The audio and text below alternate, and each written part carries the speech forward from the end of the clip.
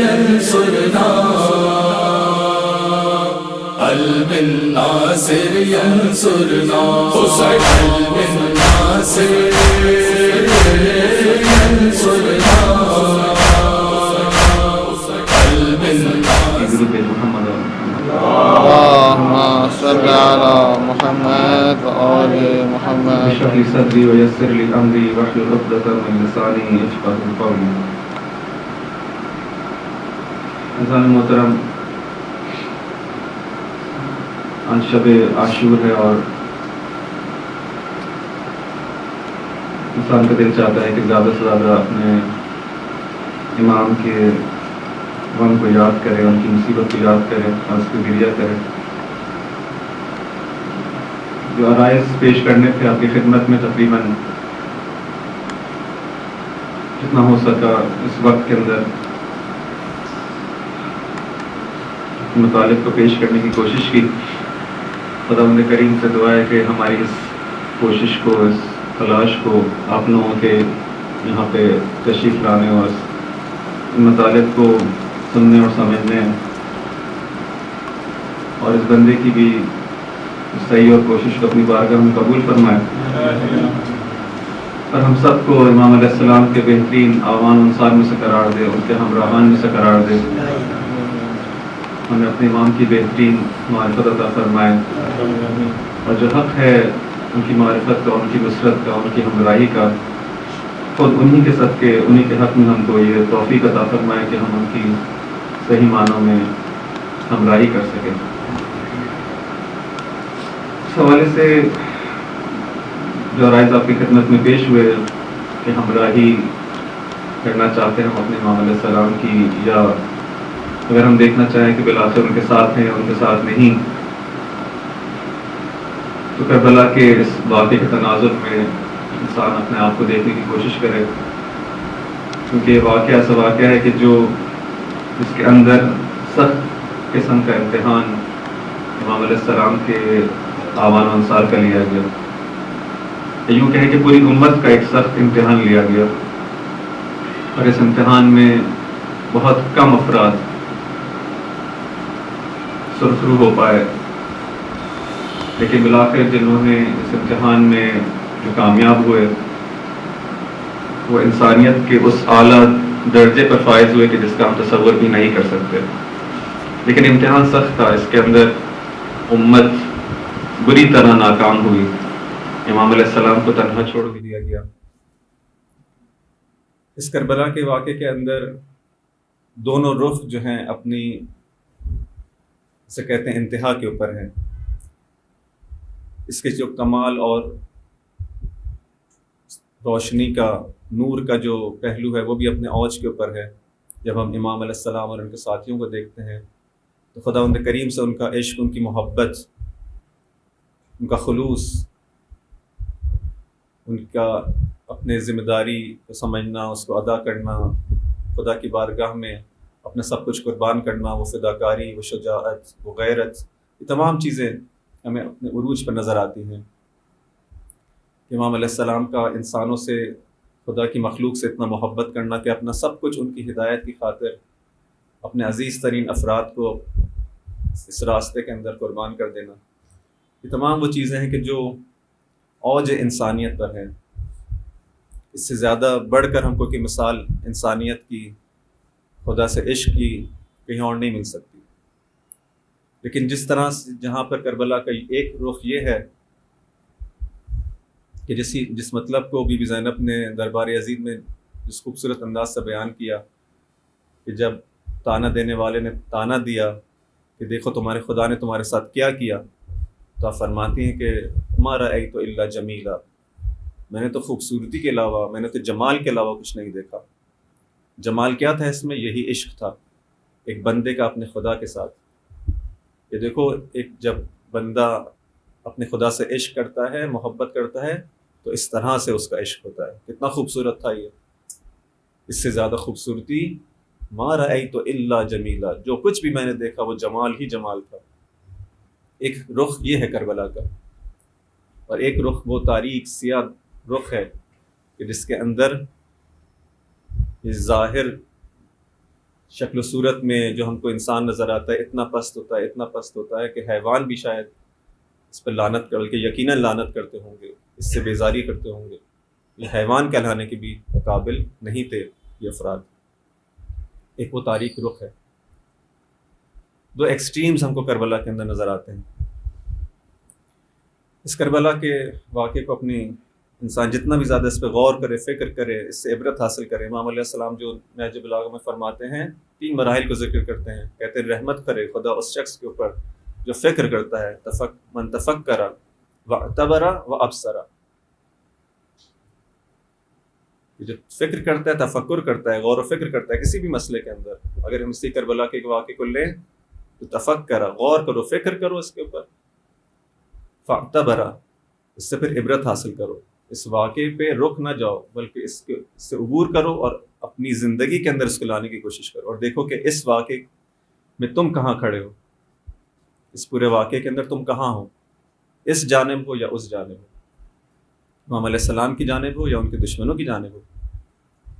فاعتبر فابصر، جب عبرت حاصل کرے گا تو اس کو بصیرت حاصل ہوگی، اس کو روشنائی حاصل ہوگی، اس کی آنکھیں، اس کے اندر اتنی قوت آئے گی، قدرت آئے گی کہ وہ پھر اس زمانے میں رک نہیں جائے گا بلکہ اپنے زمانے کے اندر انہی مطالب کو، اس حق و باطل کو پہچان سکے گا، ان کے درمیان فرق کر سکے گا، اس کو فرقان حاصل ہوگا، بصیرت حاصل ہوگی.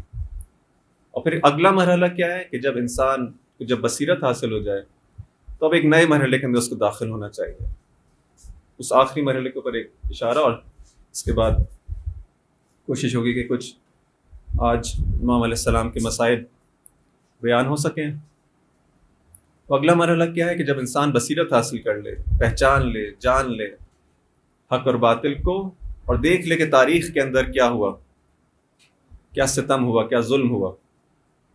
اب اگلے مرحلے کے اندر اس کی یہ کوشش ہونی چاہیے کہ میں کچھ ایسا کر سکوں کہ ایک میرا فعال، اسے کہتے ہیں کہ ایکٹیو رول بن سکے.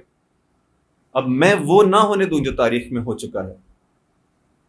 جو ہو چکا وہ ہو چکا، جو ظلم ہوا وہ ہوا، لیکن اب میں اس سے زیادہ ایک شیعہ ہونے کے ناطے، ایک امام علیہ السلام کا محب ہونے کے ناطے، ایک خدا کا عبد ہونے کے ناطے اس سے زیادہ اب میں برداشت نہ کروں، اور اب میں تاریخ کو چینج کرنے کی کوشش کروں. جو ہو چکا اس سے عبرت حاصل کروں، اس سے سبق حاصل کروں، اس سے روشنائی حاصل کروں، اس سے بصیرت حاصل کروں، اور اب دیکھوں کہ آئندہ مستقبل میں اس زمانے کے اندر اب کیا کیا جائے کہ وہ جو سیاہ واقعہ تاریخ کے اندر کربلا کے نام سے پیش آیا، دوبارہ انسانیت اس طرح سے نہ گرے، دوبارہ انسان اپنے امام کو اس طرح سے تک و تنہا نہ چھوڑ دے.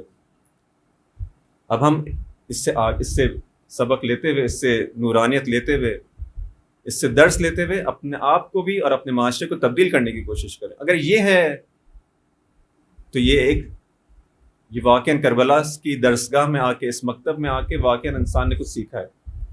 لیکن اگر ہم اس کے بعد والی زندگی کے اندر، آئندہ آنے والے زمانے کے اندر ایک فعال کردار ادا نہ کر سکیں تو نہیں، پھر یہ صرف ایک قصہ خوانی رہ جائے گی. ہم سنتے رہیں گے، روتے رہیں گے، ٹھیک ہے، کچھ ثواب ہمیں ملتا رہے گا، لیکن وہ چیز جو ہم سے امام چاہ رہے ہیں اور جو رول وہ چاہتے ہیں کہ ایک شیعہ ادا کرے کہ تم آگے بڑھو، اب اگلی کلاس میں جاؤ، اب اگلا سبق پڑھو، کب تک اسی ایک ہی چیز کی تکرار کرتے رہو گے؟ تم نے جان لیا یہ کچھ ہوا، تم نے جان لیا کہ ہم کیا چاہتے ہیں، تم نے جان لیا کہ ہمراہی کے تقاضے کیا ہیں. یہ سب جب جان چکے ہو تو اب اگلا سٹیپ آگے بڑھاؤ، اگلا قدم آگے بڑھاؤ. اپنے اندر بھی ایک انقلاب، اپنے اطراف میں، اپنے معاشرے میں چینج لانے کی کوشش کرو، تبدیلی لانے کی کوشش کرو، وہیں پہ رکے نہ رہو. یہ عزیزان محترم، یہ اگر کام ہم کر سکیں، فکر کریں کہ کیا کر سکتے ہیں، سوچیں، سمجھیں، تنہائی میں مل کے مختلف لیول، جس طرح سے بھی ہو سکتا ہے، جتنا بھی ہم کام کر سکیں. ایک شخص جو ہے جس کے اندر جو ہے کم خدا نے اس کو استطاعت دی ہو کم لیول پہ، ایک شخص کو زیادہ خداوند کریم نے استطاعت دی ہے، اس کے پاس زیادہ کیپیبلٹیز ہو، جو بھی جس کی جتنی بھی. لیکن یہ نہ ہو کہ ہم یہ سوچیں ہی نہیں کہ ہم کیا کر سکتے ہیں، ہم اس بات پہ غور ہی نہ کریں کہ ہماری ذمہ داری کیا ہے اور ہم کو کس طرح سے اس طرح سے بجا لا سکتے ہیں کہ آئندہ کی جو تاریخ ہے اس میں کبھی اس طرح کا واقعہ نہ ہو. امام علیہ السلام کے انصار بڑھتے ہی چلے جائیں آج کے بعد سے, اور یہ وقت جلد از جلد آ سکے. اگر اس آج سے پہلے تک اگر یہ تقدیر یہ رہی ہے کہ امام علیہ السلام کا ظہور ایک خاص وقت پہ ہونا ہے, ہمارے اعمال سے کچھ ایسا ہو سکے کہ امام علیہ السلام کا ظہور جلدی ہو جائے, کچھ چینج, کوئی تبدیلی آ سکے.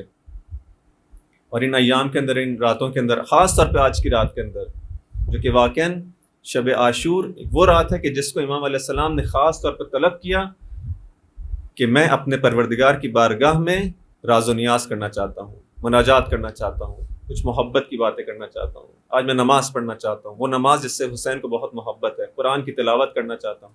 یہ خاص رات ہے جس کو امام علیہ السلام نے گزارا ہے اپنے رب کی بارگاہ میں مناجات کرتے ہوئے, اس سے گفتگو کرتے ہوئے. ہم بھی امام علیہ السلام کی تعصی کرتے ہوئے, ان کی پیروی کرتے ہوئے یہ کام کریں آج کی رات میں, اس عظیم رات کے اندر. یہ وہ رات ہے کہ جس کا اگلا دن واقعاً خدا کی راہ کے اندر جو ہے ہر چیز قربان کر دینے کا دن ہے. آج کی رات کے اندر خدا سے عہد کریں کہ خدا ہم کو توفیق دے, قدرت دے, طاقت دے, وہ بصیرت دے کہ ہم خدا کی بارگاہ میں ہر وہ چیز جو ہم سے وہ چاہے اس کو قربان کر سکیں. اگر یہ معاملہ ہم کر سکیں, یہ دعا مانگ سکیں, یہ چیز کو واقعاً طلب کر سکیں, تو ہم آج کی رات, اس کا مطلب ہے ہم نے اچھی طرح گزاری. اور واقعاً غور کریں, فکر کریں کیا وہ مشکلات ہیں ہماری زندگی کے اندر. واقعاً آیا ہم امام علیہ السلام کی ہمراہی کے راستے پر ہیں. یہ جو چیز ہم نے تھوڑا بہت ان دنوں میں سوچا, اس پہ تھوڑا بہت غور کیا, واقعاً آیا ہم ہمراہی کے راستے میں ہیں. جو ہمراہان کی صفات ہم نے دیکھی کہ جو ہمراہ ہوتا ہے امام علیہ السلام کا, جو ان کا ساتھ دینے والا ہوتا ہے, ان سے امام کیا چاہتے ہیں, آیا وہ صفات ہمارے اندر ہے. امام علیہ السلام کے جو کربلا کے اندر سلوگنز تھے, ان کے جو موقف تھا, ان کا جو سٹینس تھا, آیا وہ ہم آہنگ ہیں ان سے, وہی ہمارا بھی سلوگن ہے زندگی کا یا نہیں. اس کو واقعی انسان غور کرے, تھوڑا اپنے لیے تنہائی کا وقت بھی انسان جو ہے اپنے آپ کو تنہا رکھے اور اس پہ غور کرے, فکر کرے کہ آج کی رات معلوم نہیں ہے, جس طرح سے ابھی پرسی خان بھی فرما رہے تھے کہ اگلے سال کا کیا معلوم ہے, کون ہے کون نہیں ہے. آج کی رات اسی چیز کو جو ہے طے کریں اپنے سے, اس کو ضائع نہ کریں, اس کو جانے نہ دیں, اور عہد کریں اپنے امام سے کہ ہم ان کے ہمراہ ہونا چاہتے ہیں, اور ان سے طلب کریں مدد کو کہ آپ ہی ہماری مدد کریں اس راستے کے اندر. اگر ہماری اس ذات کے اندر ایسے کچھ مسائل ہیں, ایسے کچھ نقائص ہیں, ایسے کچھ عیوب ہیں کہ جو مانع ہیں, جو رکاوٹ ہیں کہ ہم آپ کے ہمراہان میں شامل نہیں ہو پا رہے, تو آپ کے جد کا واسطہ کہ ان رکاوٹوں کو, ان عیوب کو, ان مشکلات کو ہماری ذات سے برطرف کریں. ہم آپ کے ہمراہ بننا چاہتے ہیں, آپ کی حمایت کرنا چاہتے ہیں, آپ کی نصرت کرنا چاہتے ہیں, آپ کے آوان و انصار میں شامل ہونا چاہتے ہیں. خود انہی سے طلب کریں, اسی چیز کو طلب کریں, اور سچے دل سے, صدق دل سے انسان اگر طلب کرے تو حتماً امام علیہ السلام عطا فرمائیں. درود بھیجیں محمد آل محمد.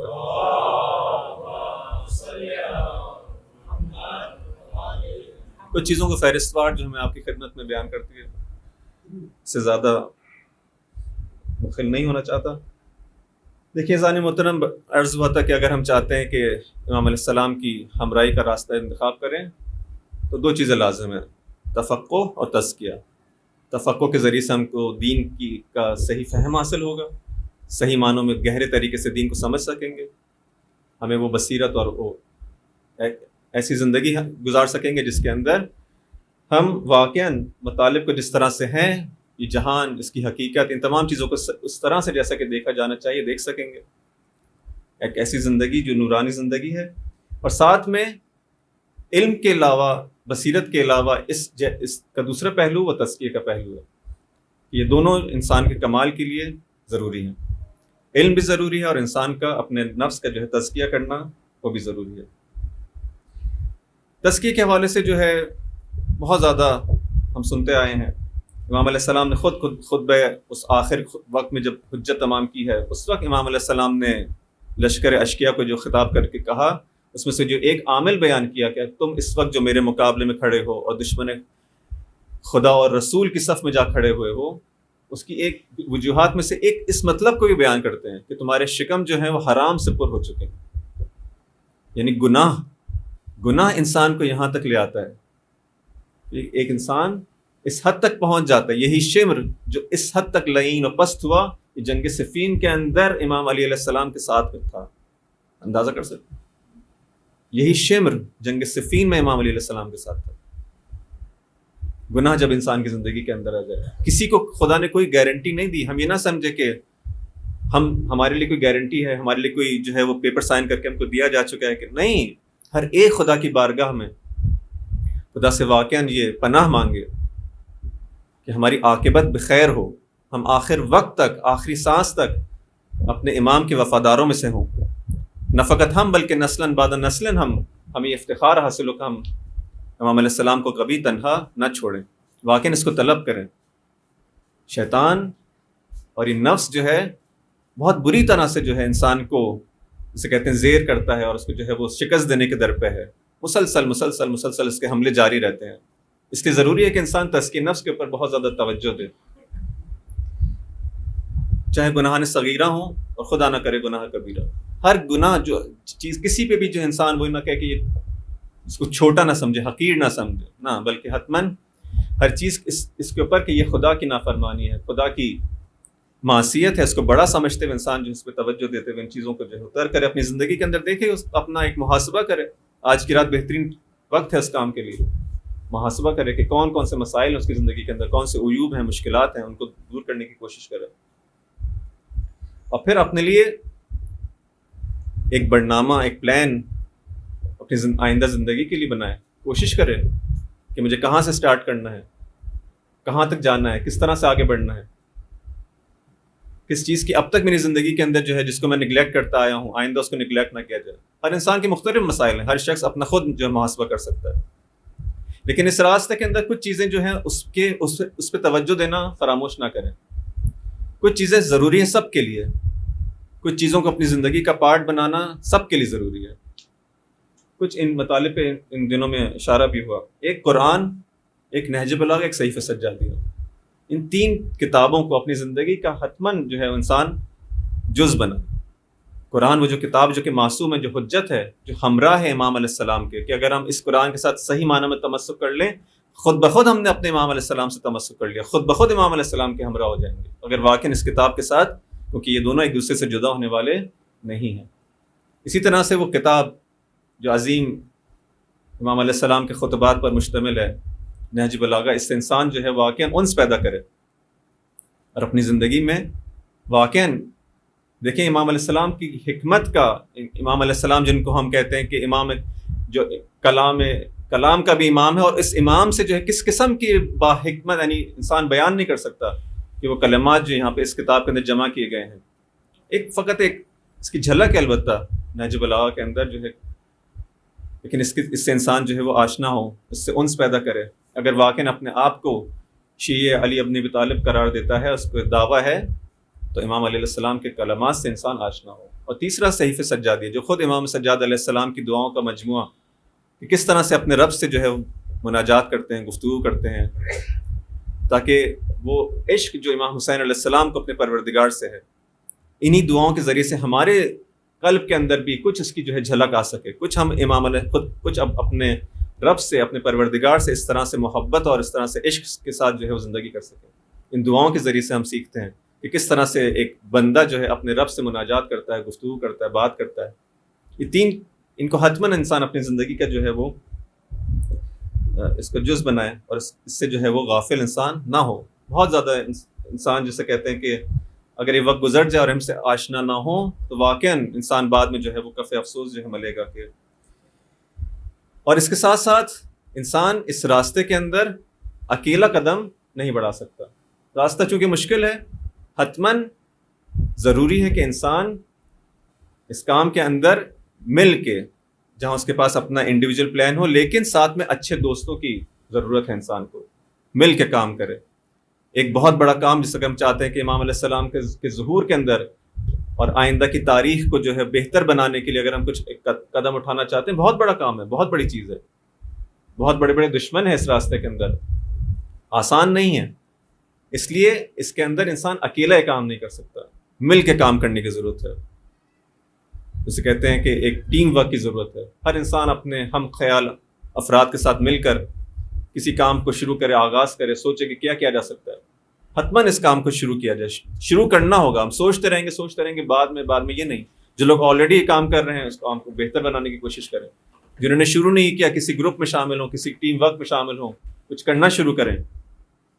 بلاخر ہم سے سوال کیا جائے گا. دیکھیں ان لوگوں میں شامل نہ ہوں کہ جو ایک بہت بڑا گروپ جو کہ امام علیہ السلام کے کو ترک کرنے والوں میں سے تھا، وہ کون لوگ تھے؟ وہ جو بے حس تھے، جو احساس ذمہ داری نہیں کرتے تھے. دنیا میں کچھ بھی ہوتا رہے، ٹال مٹول سے کام لینا، بعد میں دیکھا جائے گا، اور لوگ بھی ہیں، یہ وہ، یہ تمام چیزیں انسان کی بے حس ہونے کی علامت ہے.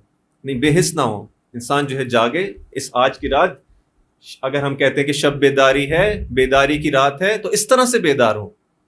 نہ فقط جو ہے انسان جو ہے وہ چند امام بارگاہوں پہ جائے اور جو ہے سلام کرے اور جو ہے وہاں پہ موم بتیاں جلائیں. اپنے دل کے اندر چراغ جلانے کی ضرورت ہے. اپنے دل کے اندر انسان چراغ جلائے.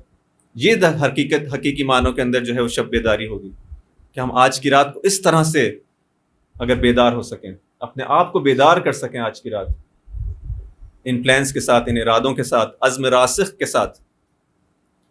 امام علیہ السلام کے ہمراہوں کی ایک اہم ترین صفت کیا تھی؟ محکم ارادہ اور عزم راسخ. اس چیز کو انسان آج کی رات کے اندر اپنے امام کے ساتھ ایک عزم راسخ کے ساتھ واقعاً صحیح معنوں میں جو ہے عہد کرے.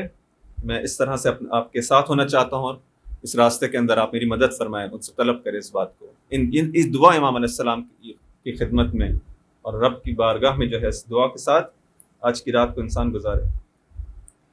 اس سے زیادہ اور بھی چیزیں جو ہیں آپ کی، لیکن کچھ یعنی واقعاً دل نہیں چاہتا اس سے زیادہ جو ہے انسان کچھ اور گفتگو کرے. انسان جب مسائل پہ غور کرتا ہے، فکر کرتا ہے، اور اپنے آپ کو انسان جب دیکھتا ہے، اپنی ذات پہ غور کرتا ہے، فکر کرتا ہے کہ ہم کہاں ہیں، واقعاً انسان جو ہے احساس شرمندگی بھی کرتا ہے کہ ہمارا وجود ہے، باقی ہیں. ان مسائل کو سنتے ہیں، ان تمام مشکلات کو دیکھتے ہیں، امام علیہ السلام کے ساتھ کیا گزری، اور اتنے سال گزرنے کے بعد، اتنی صدیاں گزرنے کے بعد بھی اب تک اہل بیت جو ہیں وہ مظلوم ہیں، محزون ہیں، غمگین ہیں. کب آخر وہ وقت آئے گا کہ جب اہل بیت کے چہرے پر مسکراہٹ آئے گی، جب امام علیہ السلام کے چہرے پر مسکراہٹ آئے گی؟ واقعاً ہمیں شرمندہ ہونا چاہیے، واقعاً شرمندہ ہونا چاہیے. کچھ نہیں، ایسا لگتا ہے ہم کچھ نہیں کر سکے.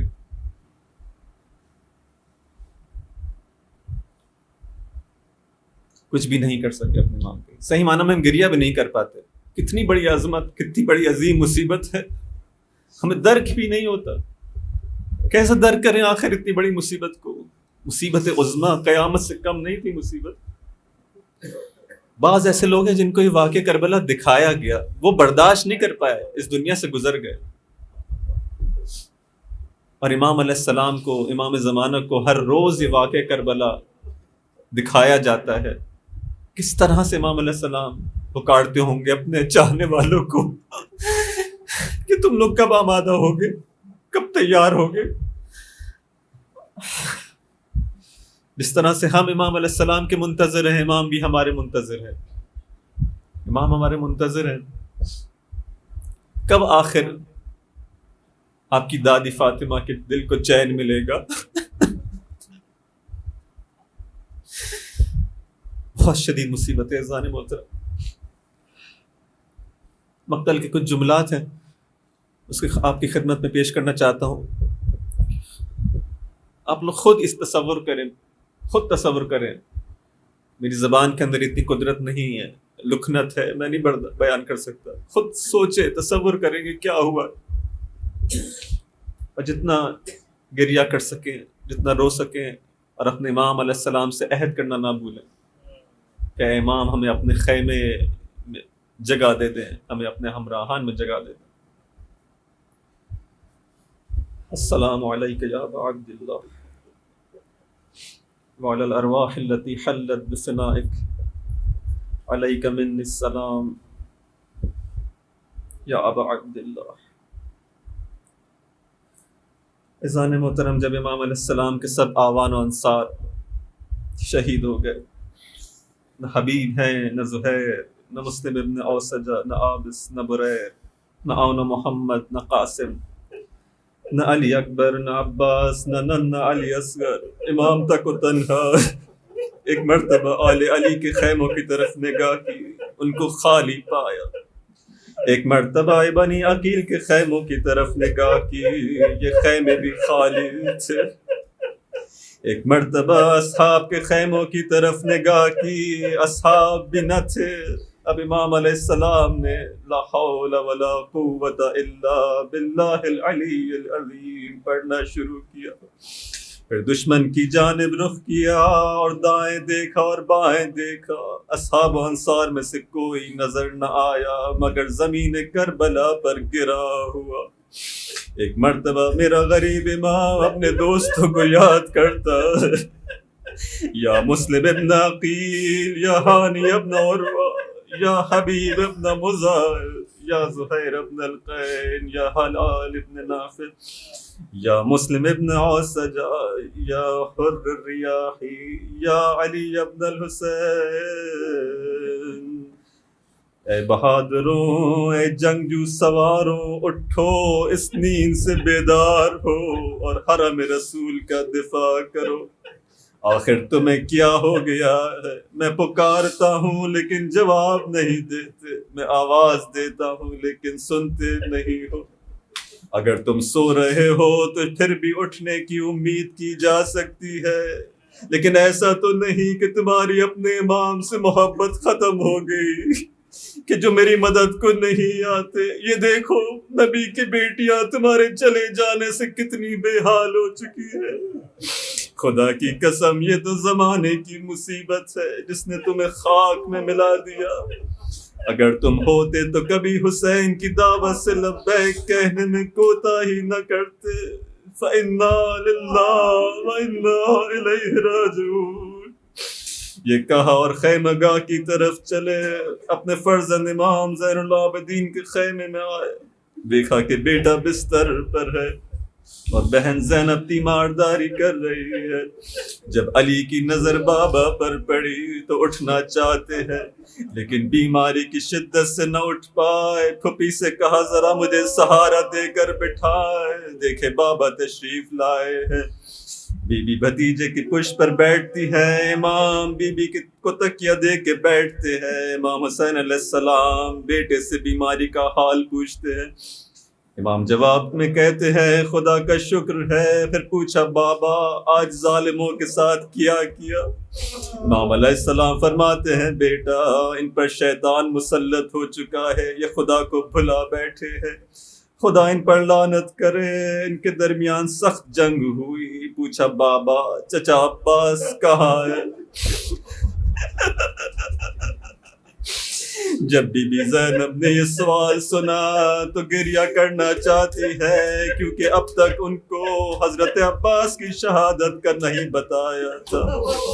بھائی کی جانب دیکھا کہ بھائی کیا جواب دیں گے۔ امام علیہ السلام کہتے ہیں اے بیٹا تمہارا چچا مارا گیا، ان کو نہر الکما پر ان کے ہاتھوں کو کاٹ دیا گیا۔ امام علیہ السلام گریہ کرتے ہیں، شدید گریہ کرتے ہیں، یہاں تک کہ غش طاری ہو جاتا ہے۔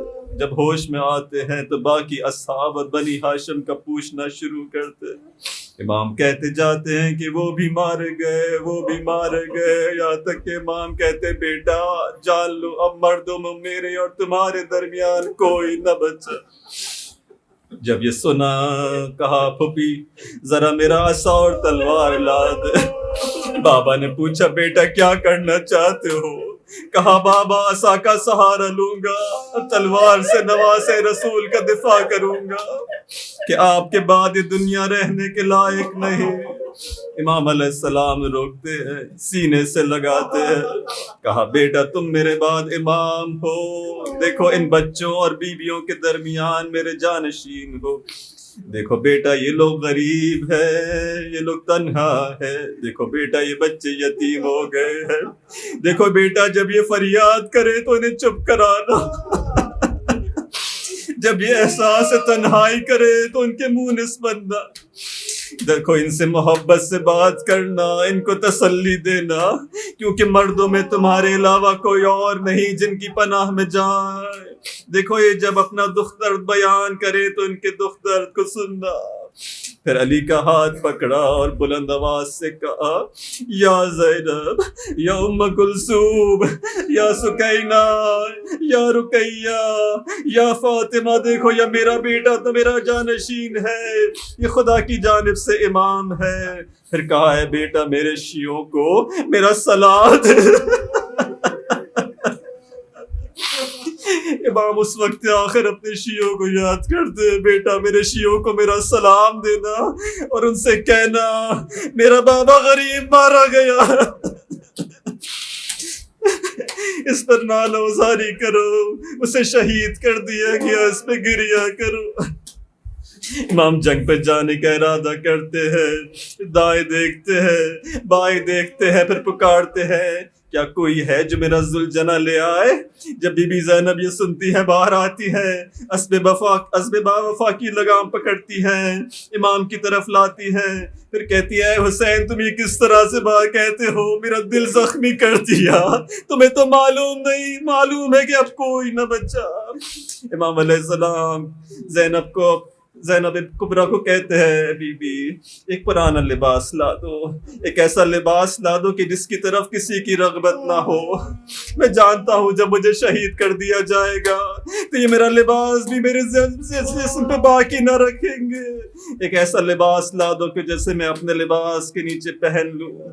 لباس لایا جاتا ہے، امام علیہ السلام ودا کرتے ہیں، سکینہ فریاد کر رہی تھی، سینے سے لگاتے ہیں، پیشانی کا بوسہ لیتے ہیں، آنسوؤں کو پوچھتے ہیں۔ امام علیہ السلام سکینہ سے بہت محبت کرتے ہیں، ان کو چپ کرانا شروع کیا، کہا اے سکینہ میرے بعد بہت رونا ہے، لا تحرکی قلبی بدمعکی حسرتاً، اے بیٹا بابا کے دل کو اپنے حسرت بھرے آنسوؤں سے زخمی نہ کر، میرے بعد جب تک میں زندہ ہوں نہ رو، ہاں میں جب مر جاؤں گا تو مجھ پہ عزاداری کرنا۔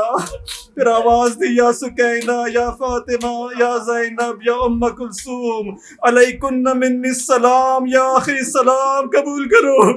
سکینہ بولی بابا کیا موت کے آگے تسلیم ہو چکے؟ بابا نے کہا سکینہ کیسے تسلیم نہ ہو، وہ جس کا کوئی یار و مددگار نہ ہو۔ تو کہا بابا ہمیں نانا کے مدینہ پہنچا دے۔ یہ سننا تھا کہ بیویوں نے نال و فریاد شروع کیا۔ امام نے سکینہ کو چپ کرایا، کہا کہ اپنے آپ کو بلاؤں کے لیے آمادہ کر لو، دیکھو میں تمہیں خدا کے حوالے کر کے جا رہا ہوں، خدا تمہارا حامی و ناصر ہوگا۔ پھر کہا اے بیبیوں چادروں کے نیچے مکنا پہن لو۔ پھر جب جانا چاہتے ہیں زینب آگے آ جاتی ہیں، کہتی ہے بھائی آہستہ آہستہ، تھوڑا رک کر جا بھائی، میں تجھے دیکھ تو لوں، تو ہمیشہ کے لیے تجھ کو ودا کر لوں، وہ ودا کر لوں کہ جس کے بعد کبھی ملاقات نہ ہوگی۔ پھر شروع کیا بھائی کے ہاتھوں اور پیروں کا بوسہ لینا۔ جب بیویوں نے یہ دیکھا تو حسین کو اپنے نرغے میں لے لیا اور سب بیویوں نے ہاتھوں اور پیروں کے بوسے لینے شروع کیے۔ بی بی گریا کرتی جاتی تھی، امام نے خاموش کرایا، زینب کی تسلی دی، صبر کی تلقین کی، اپنا ہاتھ زینب کے سینے پر رکھا اور اعجاز امامت سے ان کو خاموش کرایا۔ پھر چلے، رن کو چلے، ہاتھ میں تلوار لی، زندگی سے نا امید حسین موت کی جانب چلے۔ دشمن سے کہا تم مجھے کیوں قتل کرنا چاہتے ہو؟ کیا کوئی حق ہے جو میں نے ادا نہیں کیا؟ کیا کوئی سنت ہے جس کو تبدیل کیا ہے؟ کیا کوئی شریعت کو تبدیل کیا ہے؟ کہا نہیں، ہمیں انتقام لینا ہے تیرے والد کا جس نے بدر و حنین میں ہمارے اجداد کو قتل کیا۔ امام علیہ السلام نے سنا، دشمن کی طرف رخ کیا، جنگ شروع ہوئی، شدید جنگ ہوئی، پیاس کی شدت اختیار کر گئی، فرات کی جانب گئے، دشمن کو دور کیا، جب اسب با وفا نہر تک پہنچا اتنا پیاسا تھا کہ فوراً پانی میں چلا گیا۔ امام علیہ السلام نے اپنے اسب با وفا سے کہا اے اس تو بھی پیاسا ہے، میں بھی پیاسا ہوں، لیکن جب تک تو پانی نہیں پیے گا میں پانی نہیں پیوں گا۔ اتنا سننا تھا، ابھی حسین پانی پینا ہی چاہتے تھے کہ کسی نے صدا دی اے حسین تو پانی کا مزہ لینا چاہتا ہے، دیکھ تیرے حرم کی جانب حرکت ہو رہی ہے۔ پانی کو پھینک دیا، خیمے کا کس کیا، ایک بار پھر خیمے کی طرف آئے، دوبارہ اپنے اہل بیت سے خدا حافظی کی، دوبارہ جنگ کرنے کے لیے آئے، لوگوں کو مقابلے کی دعوت دی۔ ایک ایک پہلوان آگے آتا، واصل جہنم ہوتا چلا جاتا، جو بھی نزدیک آتا مارا جاتا۔ کبھی میمنے کا رخ کرتے، وہاں پر حملہ کرتے، پھر میسرے کا رخ کرتے، یہ تھکا ہوا حسین، یہ زخمی حسین حملہ کرتا جاتا تھا، لیکن یہ حیدر کرار کا بیٹا اس طرح سے حملے کرتا تھا کہ جہاں پر بھی حملہ ہوتا وہاں کے لوگ ٹڈیوں کی طرح ادھر تتر بتر ہو جاتے۔ ایک حملے ہوتے رہے یہاں تک کہ ایک تیر چلا، آپ کی پیشانی پر پیوست ہو گیا، تیر کو باہر نکالا، خون آپ کے چہرے اور ریش مبارک پر بہنے لگا۔ دوبارہ حملہ آور ہوئے، ایک غضبناک شیر کے مانند امام حملہ کرتے، مرکز پر آتے اور پھر لا حول ولا قوت الا باللہ پڑھتے، لیکن اب دشمن نے چاروں طرف سے تیر چلانا شروع کیے، تیر آپ کے جسم پر پیوست ہونا شروع ہوئے، کوئی گردن پر لگتا، کوئی سینے پر لگتا۔ اے امام علیہ السلام فرماتے ہیں بدکار امت، تم نے آل محمد کے ساتھ بہت برا سلوک کیا، لڑتے جاتے تھے، زخمی ہوتے جاتے تھے، ایک موقع آیا اتنا تھک گئے کہ ایک جگہ پر رک گئے، کچھ استراحت کرنا چاہتے تھے، ایک پتھر آیا پیشانی پر لگا، امام علیہ السلام نے اپنا قمیص کا دامن اٹھایا تاکہ خون کو صاف کرے، پیراہن کا دامن اٹھانا تھا کہ ایک تیر چلا، ایک زہریلا تیر، 3 شعبہ کا تیر امام علیہ السلام کے سینے پر پیوست ہوا۔ بسم اللہ و باللہ وعلی ملت رسول اللہ، سر کو آسمان کی طرف بلند کیا، کہا اے خدا تو جانتا ہے، اے خدا تو جانتا ہے اور تیرے سامنے ہے کہ جس کے سوا اس زمین پر تیرے نبی کا کوئی فرزند نہیں میرے سوا، لیکن اس کے ساتھ کیا سلوک ہوا۔ پھر اس تیر کو ہاتھ میں لیا اپنی پشت کی جانب سے، اور پشت کی جانب سے تیر کو باہر نکالا، ایک خون کا فوارہ جاری ہوا، امام نے زخم کے نیچے ہاتھ رکھا، جب خون سے پر ہو گیا تو اس خون کو آسمان کی جانب اچھال دیا، ایک قطرہ بھی زمین کربلا پر نہ آیا، دوبارہ ہاتھ رکھا، جب خون سے پر ہو گیا تو اپنے چہرے اور ریش مبارک پر مل لیا اور کہا میں اسی حالت میں نانا سے ملاقات کروں گا اور ان کو بتاؤں گا کہ میرے ساتھ کیا ہوا۔ اتنے میں ایک اور تیر چلا جو گردن پر لگا، امام گھوڑے سے زمین کربلا پر آئے، سیدھے رخسار کے بل گرے، دوبارہ کہا بسم اللہ و باللہ وعلی ملت رسول اللہ۔ عمر سعد نے چلا کر کہا کہ تم جانتے نہیں یہ کس سے لڑ رہے ہو، یہ شیر خدا کا بیٹا ہے، اس پر ہر جانب سے حملہ کرو۔ جانتے ہیں 4000 تیر انداز تھے، تیر چلانا شروع کیا، امام علیہ السلام کے جسم پر اس طرح سے تیر پیوست ہونا شروع ہوئے کہ جیسے کوئی خار پشت ہو، شمر آگے بڑھتا ہے، خیمگاہ کی طرف جانا چاہتا ہے، حسین علیہ السلام کی نگاہ پڑتی ہے، آواز دیتے ہیں اے آل ابی سفیان کے ماننے والوں، اگر تم کسی دین کی پرواہ نہیں کرتے تو کم از کم دین میں دنیا میں آزاد رہو۔ شبر نے پوچھا ہے حسین کیا کہنا چاہتے ہو؟ کہا یہ جنگ ہمارے درمیان ہے، ان بیویوں کا کوئی قصور نہیں، جب تک میں زندہ ہوں مجھ سے جنگ کرو۔